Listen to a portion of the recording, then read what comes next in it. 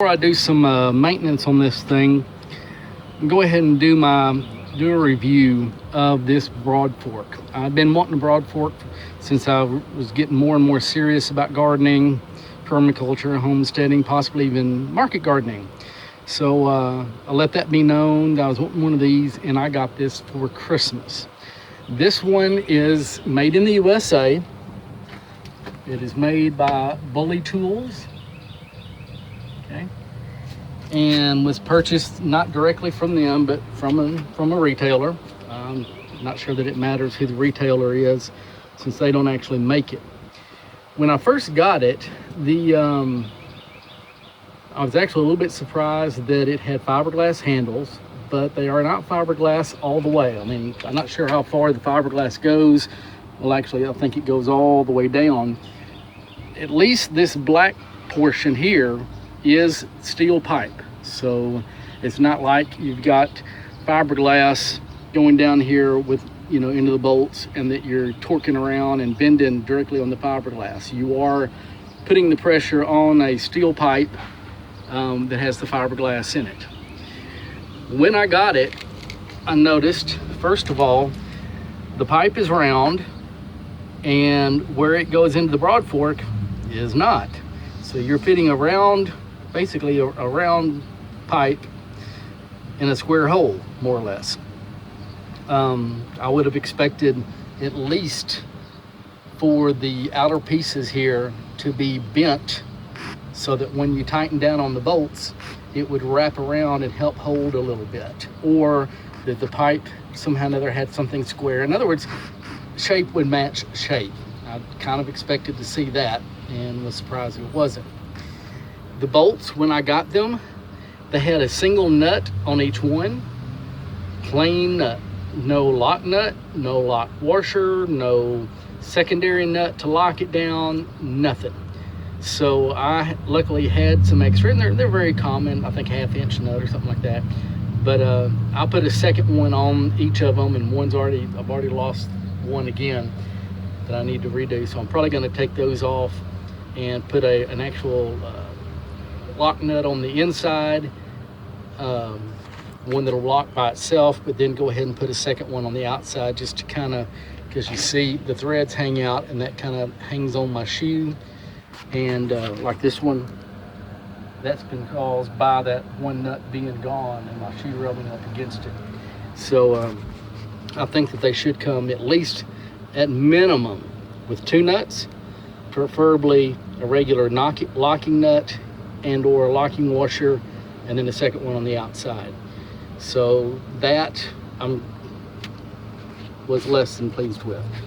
Doing some research, I believe an early version of this one did not have this secondary piece here, an early version, and the blades were bending and or breaking off, and so they added that to add some rigidity, which was a good thing.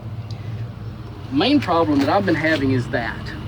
Now I'm using this on new ground, so I'm breaking up hard pan, clay, digging out, sometimes having to dig out a little bit of concrete and stuff. So it first bent right at that tip.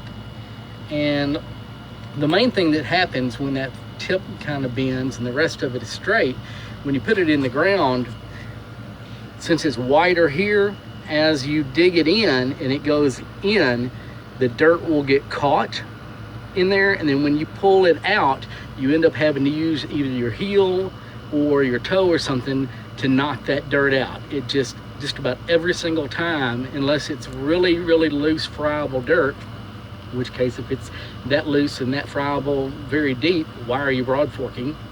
Doesn't make any sense if it's already that loose. So where you really need to be using this, you're spending a significant amount of time just knocking the dirt out. Now today, over the last couple of days, I've noticed it started bending more up here. Now I've tried to bend it, I've tried to turn it on its side like this. Turn it on its side, put my foot in there, press down, I'll bend it, it'll bend into shape for just a couple of minutes, and then it goes right back. And actually at the point that it's at right now, it's just getting worse. I mean, over the course of 4 or 5 minutes or 4 or 5 different times in the ground, it's noticeably changing. And if I had the feeling if I keep using it without doing anything else, this tip's gonna come all the way over. So it's almost, at the moment, it's actually almost unusable. So I'm fixing to take a torch and see if I can heat it right up here at the top, bend that back straight, let it cool down. Now, I'm not a welder, I'm not a fabricator. I understand that there is a process called annealing that will because I risk weakening it when I heat it if it doesn't get cooled down right, but I don't know what else to do. And then I may try to bend that tip as well. Just heat it up and bend it and see how it works. If that doesn't work, then I don't know. This is the first year I've had it. I just got this for Christmas of 2018. Started using it this spring, so I don't even have really half a season, barely half a season. And I may either have to get a hold of the retailer, the Bully Tools, or just take it to another welder down here and get that, either have them do it right or cut it off and put another one in there, reinforce it somehow, or just hang it on the wall as a learning experience and go get another one that's tougher. But I hope this helps a little bit.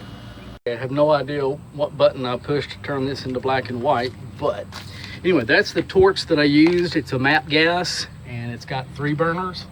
So in a little handheld unit, you can get a pretty good amount of heat, and that's how that tine looks. May not be perfectly straight. Hopefully it's not gonna be too weak or anything, but seem to have straightened it out. Now we'll go use it and see what happens.